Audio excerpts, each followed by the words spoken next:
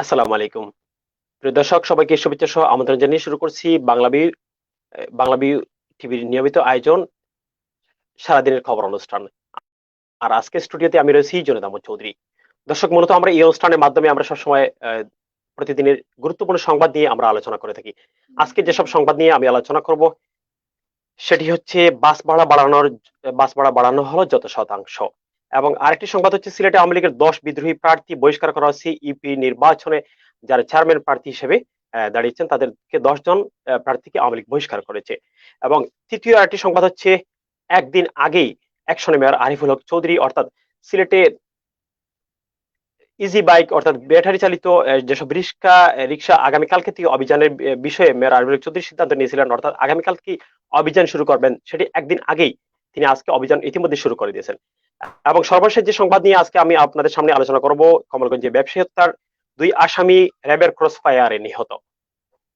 দর্শক, তাহলে এখন আমি যাচ্ছি মূল সংবাদে। আপনারা জানেন, গেল শুক্রবার ভোর 6টা থেকে জ্বালানি তেলের দাম বৃদ্ধির প্রতিবাদে বাংলাদেশ সড়ক পরিবহন মালিক শ্রমিক সংগঠনগুলো তারা সারা বাংলাদেশে ধর্মঘটের ডাক দিয়েছিল। এবং সেই ধর্মঘট আজকে রোববার পর্যন্ত ছিল।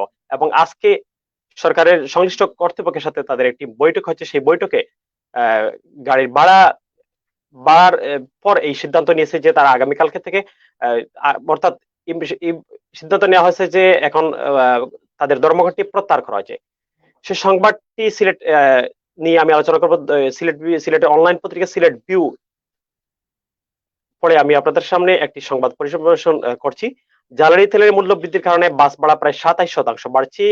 রোববার 7 নভেম্বর বনানীতে বাংলাদেশ সড়ক পরিবহন কর্তৃপক্ষের প্রধান কার্যালয়ে পরিবহন মালিক সমিতির নেতাদের সঙ্গে বৈঠকে এই সিদ্ধান্ত হয়। সিদ্ধান্ত অনুযায়ী দূরপাল্লার বাসের ভাড়া কিলোমিটার 1 টাকা 42 পয়সার জায়গায় 1 টাকা 80 পয়সা হবে। এক্ষেত্রে ভাড়া বাড়ছে 27%। আর ঢাকা, চট্টগ্রাম সহ মহানগরগুলোতে 26.5% ভাড়া বাড়ানোর প্রস্তাব করা হয়েছে। মহানগরে বড় বাসের ভাড়া কিলোমিটারে 1 টাকা 7 পয়সার জায়গায় 2 টাকা 15 পয়সা হচ্ছে। আর মিনি বাসের ভাড়া 1 টাকা 60 পয়সার জায়গায় 2 টাকা 5 পয়সা করা হয়েছে। ঢাকায় মিনি বাসের সর্বনিম্ন ভাড়া হচ্ছে 8 টাকা, আর বড় বাসের সর্বনিম্ন ভাড়া হচ্ছে 10 টাকা।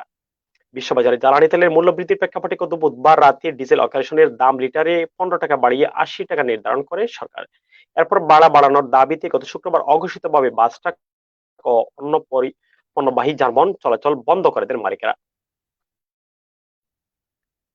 এর মধ্যে ঢাকা ও চট্টগ্রামে চলাচলকারী তরলীকৃত প্রাকৃতিক গ্যাস বা সিএনজি চালিত বাসও বন্ধ রয়েছে। এছাড়া শীতাতপ নিয়ন্ত্রিত এসি বাস ও ট্রাক চালানো বন্ধ, এবং যেগুলো ভাড়া মালিকরাই ঠিক করেন। অর্থাৎ আজকে এই সরকারি সিদ্ধান্ত প্রত্যাহারের পর ইতিমধ্যে আমরা সিলেটে জানতে পেরেছি যে টার্মিনাল থেকে দূরপাল্লার বাস ছেড়ে যেতে শুরু করেছে, এবং অন্যান্য জায়গায় সারা দেশেই সেটি শুরু হয়েছে আমরা ইতিমধ্যে আমরা জানতে পেরেছি। দর্শক, আমি দ্বিতীয় যে সংবাদটি নিয়ে আপনাদের সামনে আলোচনা করবো। আপনারা জানেন, বাংলাদেশে ধাপে ধাপে বর্তমানে ইউপি নির্বাচন অনুষ্ঠিত হচ্ছে। আগামী 28 নভেম্বর সিলেটে বেশ কয়েকটি ইউনিয়নে সিলেটের নির্বাচন অনুষ্ঠিত হবে। সেই নির্বাচনে বাংলাদেশ আওয়ামী লীগ তাদের দলীয় প্রার্থী দিচ্ছে, যদিও এই নির্বাচনে বিএনপি আনুষ্ঠানিকভাবে অংশ নিচ্ছে না। কিন্তু অনেক জায়গায় আমরা দেখতে পাচ্ছি যে আওয়ামী লীগের তাদের দলীয় একজন প্রার্থী দিলেও বিদ্রোহী অনেক প্রার্থী সেখানে দাঁড়িয়েছেন, কিন্তু বিদ্রোহী প্রার্থীদের আওয়ামী লীগ বহিষ্কার করছে। সেই সংবাদটি সিলেট বি একটি সংবাদ করেছে। সিলেট জেলার 3 উপজেলা আওয়ামী লীগের 10 বিদ্রোহী নেতার উপর নেমেছে শাস্তির কড়াই। দলীয় নির্দেশনা অপেক্ষা করে আগামী 28 নভেম্বর অনুষ্ঠিত ইউনিয়ন পরিষদ নির্বাচনে চেয়ারম্যান পদে বিদ্রোহী প্রার্থী হিসেবে প্রতিদ্বন্দ্বিতা করায় 10 জনকে দল থেকে বহিষ্কার করেছে সিলেট আওয়ামী লীগ। বিষয়টি রোববার বিকেলে সিলেট বিউকে নিশ্চিত করেছেন জেলা আওয়ামী লীগের দপ্তর সম্পাদক আখতারুজ্জামান চৌধুরী জগলু।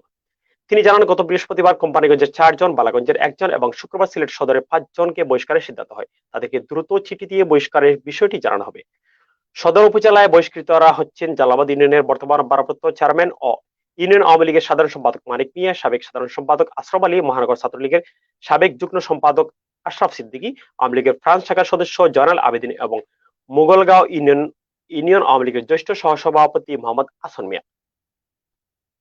অপরদিকে সিলেটের কোম্পানিগঞ্জ উপজেলায় বহিষ্কৃত 4 জন হচ্ছেন কোম্পানিগঞ্জ উপজেলা শাখার বিজ্ঞান ও প্রযুক্তি বিষয়ক সম্পাদক, পূর্ব ইসলামপুর ইউপি নির্বাচনে চেয়ারম্যান প্রার্থী মোহাম্মদ ইলিয়াসুর রহমান, উপজেলা আওয়ামী লীগের সদস্য ও পূর্ব ইসলামপুর ইউপিতে চেয়ারম্যান প্রার্থী আমিনুল ইসলাম, উপজেলা আওয়ামী লীগের সহসভাপতি ও তেলিকাল ইউপি নির্বাচনে চেয়ারম্যান প্রার্থী কাজী আব্দুল ওয়াদুদ আলফুমিয়া, রনিখাই ইউনিয়ন আওয়ামী লীগের সভাপতি প্রার্থী আওয়ামী লীগের সভাপতি চেয়ারম্যান প্রার্থী ফরিদ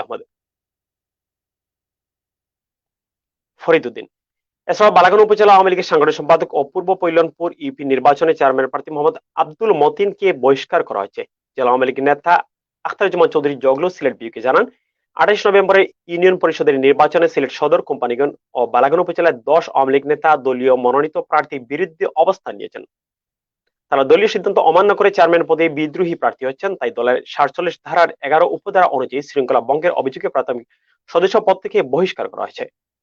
এর আগে গত 10 অক্টোবর জেলা আওয়ামী লীগের কার্যকরী কমিটির সভায় সিলেটে ইউপি নির্বাচনে বিদ্রোহী প্রার্থীদের বিরুদ্ধে দ্রুত সাংগঠনিক ব্যবস্থা নেওয়া হবে এমন হুঁশিয়ারি দেওয়া হয়। ওই সভায় আসন্ন ইউপি নির্বাচনে দলীয় চেয়ারম্যান পদপ্রার্থীদের জয় করতে সংগঠনের সর্বস্তরের নেতাকর্মীদের ঐক্যবদ্ধভাবে কাজ করার বিষয়টি জেলার মাধ্যমে পর্যবেক্ষণের সিদ্ধান্ত হয়। এছাড়া ইউপি নির্বাচনে যারা দলীয় প্রার্থী বা নৌকা প্রতীকের বিপক্ষে বিদ্রোহী প্রার্থী হবেন এবং দলীয় প্রার্থীর বিপক্ষে কাজ করবেন, তাদের বিরুদ্ধে সাংগঠনিক ব্যবস্থা গ্রহণের সিদ্ধান্ত হয়। দর্শক, আপনারা জানেন, আরেকটি সংবাদ হচ্ছে, সিলেটে একদিন আগে অ্যাকশনে মেয়র আরিফুল হক চৌধুরী এই শিরোনামে সিলেট বি একটি সংবাদ করেছে, খুব ফলাও একটি সংবাদ করেছে। আপনারা জানেন, সারা বাংলাদেশে ব্যাটারি চালিত রিক্সা, অটো রিক্সা সেগুলো সরকার বন্ধ করেছে এবং কিন্তু সিলেট মহানগরীতে মেয়র আরিফুল হক চৌধুরী বারবার এদের বিরুদ্ধে অভিযান চালিয়ে কিন্তু তিনি বন্ধ করতে পারছেন না। গেল বছরের চলতি বছরের 1 জানুয়ারি থেকে তিনি নোটিশ দিয়ে বলেছিলেন যে সিলেট শহরে কোনো ধরনের ব্যাটারি চালিত কোনো রিক্সা চলবে না। এবং কিছুদিন আগে আপনারা দেখতে পেয়েছেন যে মেয়র আরিফুল হক চৌধুরীর নেতৃত্বে সিটি কর্পোরেশন একদল লোক, সিটি কর্পোরেশন দায়িত্বশীলরা, তারা এই রিক্সাগুলো বিরুদ্ধে অভিযান শুরু করেন। তখন সকল রিক্সা মালিক শ্রমিকরা তারা আন্দোলন পর্যন্ত করেছিল এবং সিসিকে ভবনে তারা হামলা করেছিল।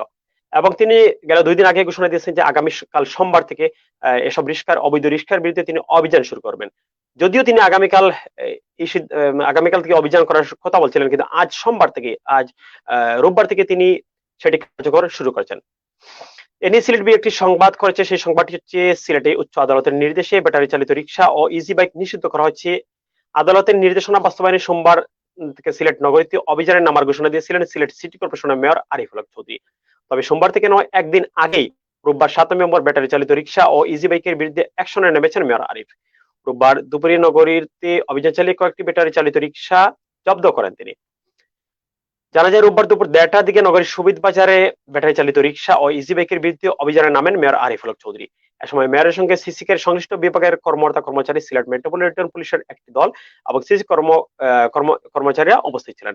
অভিযানকালে মেয়র আরিফ 12টি রিক্সা জব্দ করে নগর ভবনে নিয়ে আসেন। জানা গেছে, নিষিদ্ধ হওয়ার পরও সিলেটের কয়েক হাজার ব্যাটারি চালিত রিক্সা চলাচল করছে, বিভিন্ন পাড়া মহল্লায় চলাচল করছে ইজি বাইক। অবৈধ এসব যানবাহনের কারণে প্রায় ঘটছে দুর্ঘটনা, এতে আহত হচ্ছেন চালক, যাত্রী এবং পথচারীরা। এসব রিক্সা ও ইজি বাইকের ব্যাটারি চার্জের জন্য অবৈধভাবে বিদ্যুৎ ব্যবহার করা হয়ে থাকে।